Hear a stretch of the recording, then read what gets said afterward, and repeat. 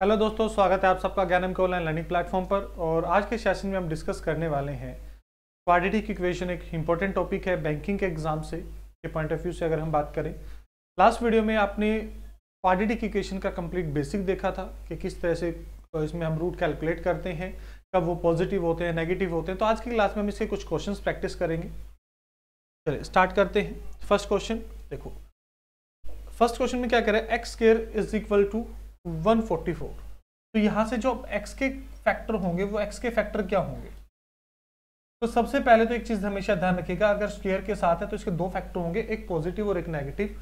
अक्सर हम यहाँ ये मिस्टेक करते हैं कि इसके सिर्फ पॉजिटिव फैक्टर ले लेते हैं। तो यहाँ पे x square is equal to 144 है, तो x के दो फैक्टर हम लेंगे। कौन कौन से, एक +12 और एक -12।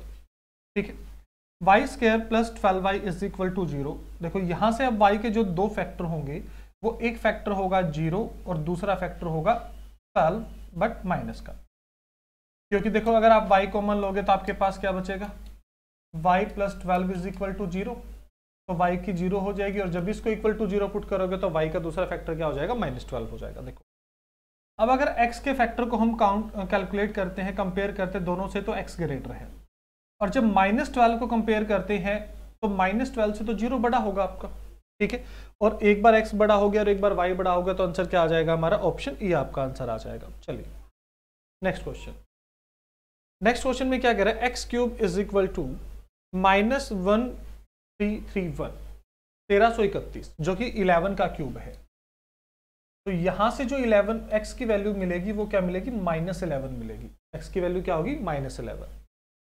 अब यहां क्या कह रहा है, y square plus 23y plus 132।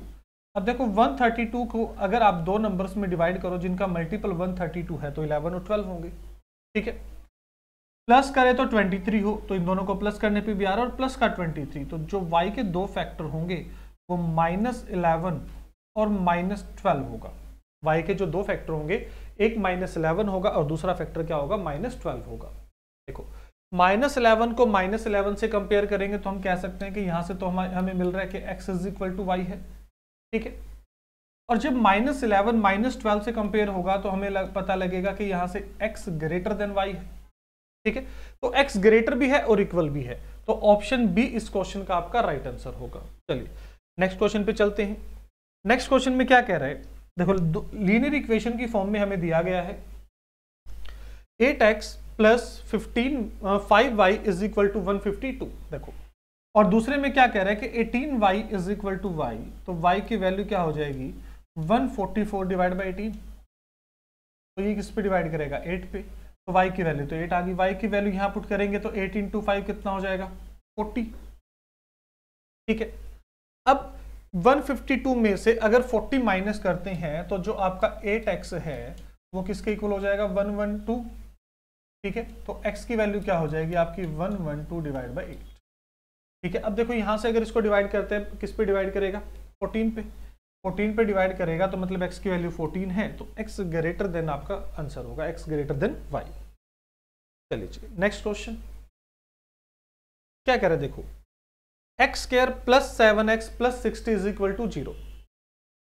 ठीक है, और y square -19y plus 84 is equal to 0। देखो अगर यहां से बात करें तो ऐसे कौन से दो फैक्टर हैं, तो ऐसे दो फैक्टर बनेंगे 12 और 7 के, मल्टीप्लाई करे तो 84 हो, ऐड करे तो 19 हो। यहां नेगेटिव था तो y के दोनों ही फैक्टर आपके पॉजिटिव बनेंगे, तो ये भी पॉजिटिव और ये भी पॉजिटिव। ठीक है, अब दूसरी अगर हम यहां से बात करें, देखो अब यहां से x के जो भी फैक्टर आप काउंट करोगे, वैसे तो जो भी नंबर बनेंगे एग्जैक्ट नंबर नहीं बनेंगे यहां से, जैसे इक्वेशन हमारे पास दे रखी है, क्योंकि मल्टीप्लाई करे तो 60 ऐड करे तो 7 हो। ठीक है, तो साइन में कुछ गड़बड़ है, बट जब भी अगर ये इक्वेशन है, अगर यहाँ किसी हम नंबर की बात करें, ठीक है, जैसे अगर हम यहाँ 19 ही कर लें कि ये 19 नहीं होता सपोज। ठीक है, तो x के दो फैक्टर बनेंगे और दोनों नेगेटिव बनेंगे, -15 और -4। अब यहां से दोनों पॉजिटिव, यहां से दोनों नेगेटिव, तो हम कह सकते हैं कि जो पॉजिटिव वाला है वही तो ग्रेटर होगा। तो ऑप्शन सी कि y ग्रेटर होगा x से। ठीक है, चलिए next question number 5। Question number 5 में क्या कह रहा है कि multiply x square plus 12x minus 85 is equal to 0। ठीक है, y square minus 26y plus 105 is equal to 0। देखो अब यहां से अगर मैं x के फैक्टर बनाता हूं तो एक नेगेटिव और एक पॉजिटिव बनेगा, और यहां से y के अगर फैक्टर बनाएंगे तो दोनों ही फैक्टर क्या बनेंगे, पॉजिटिव बनेंगे सबसे पहले तो। ठीक है,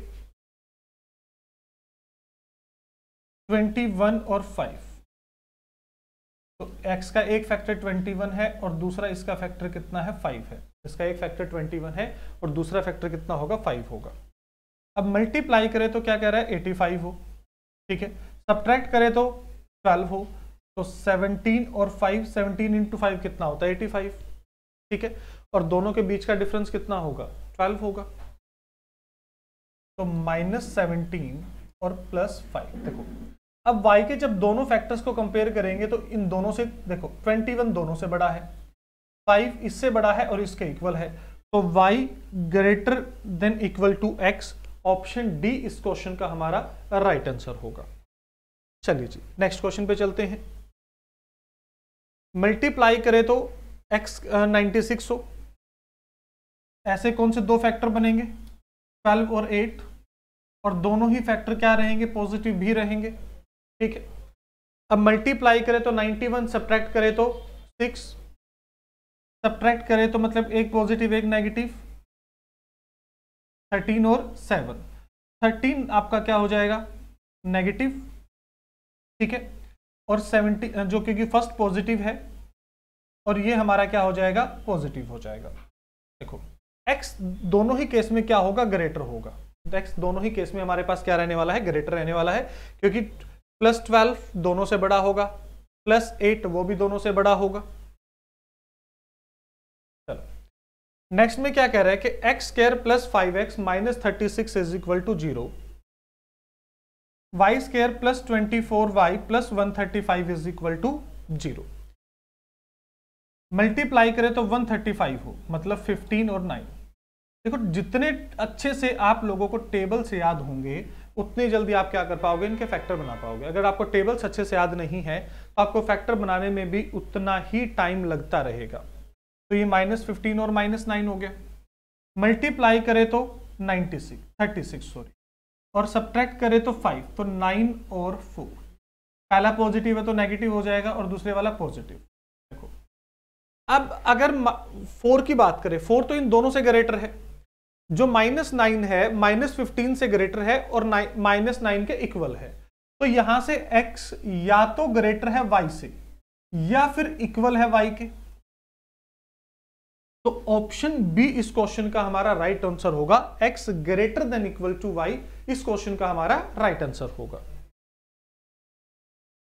चलिए अब देखो x square -33x minus 270, y square -19y minus 78 is equal to 0। ऐसे इक्वेशन के लिए मैंने आपको बताया था कि इसमें अगर मैं फैक्टर की बात करूं तो एक फैक्टर पॉजिटिव और एक नेगेटिव बनेगा। पहला फैक्टर मेरा पॉजिटिव और दूसरा फैक्टर क्या होगा, मेरा नेगेटिव होगा। और ऐसे ही अगर हम दूसरी इक्वेशन की बात करें, सेकंड इक्वेशन की, तो इसका भी एक फैक्टर पॉजिटिव और एक नेगेटिव होगा। तो जब भी ऐसा पेयर बनता है, ये मैंने आपको लास्ट वीडियो में समझाया था कि जब भी पेयर बनते हैं किस किस केस में हमें कभी भी फैक्टर नहीं कैलकुलेट करने होते। तो जब भी अगर हमारे पेयर इस तरीके से बनेंगे तो ऑप्शन क्या होता है, option E, the relation can't establish, के इनमें कोई भी रिलेशन नहीं बनाया जा सकता, इसमें कोई भी रिलेशन नहीं बनाया जा सकता। चलिए नेक्स्ट क्वेश्चन, ये 8th क्वेश्चन हो ही गया हमारा। 9th क्वेश्चन देखो, अब अगर 9th क्वेश्चन की बात करें, यहां से फिर से हमें एक चीज नजर आ रही है सबसे पहले तो कि एक फैक्टर पॉजिटिव और एक नेगेटिव होगा, यहां से दोनों फैक्टर नेगेटिव होंगे। जैसे देखो इक्वेशन आपको दिखी ना, आपको सबसे पहले तो ये क्लिक कर जाना चाहिए कि पॉजिटिव है नेगेटिव है, क्योंकि यही चीज आपको लास्ट क्लास में समझाई थी। मल्टीप्लाई करें तो क्या हो, 57, सब्ट्रैक्ट करें तो 16, 19 इंटू 3, 19 इंटू 3, तो मतलब 19 पॉजिटिव का होगा और 3 आपका नेगेटिव का होगा। ठीक है, y square plus 21y plus 54 is equal to 0। ठीक है, मल्टीप्लाई करे तो 54 हो और ऐड करे तो 21 हो। ठीक है, तो अब ऐसे कौन से दो नंबर होंगे हमारे,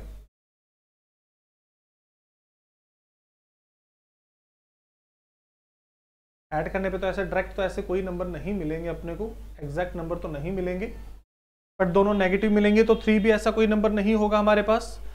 तो 19 तो मतलब x तो ग्रेटर तो है, कंफर्म है कि x इससे ग्रेटर ही होगा, ठीक है।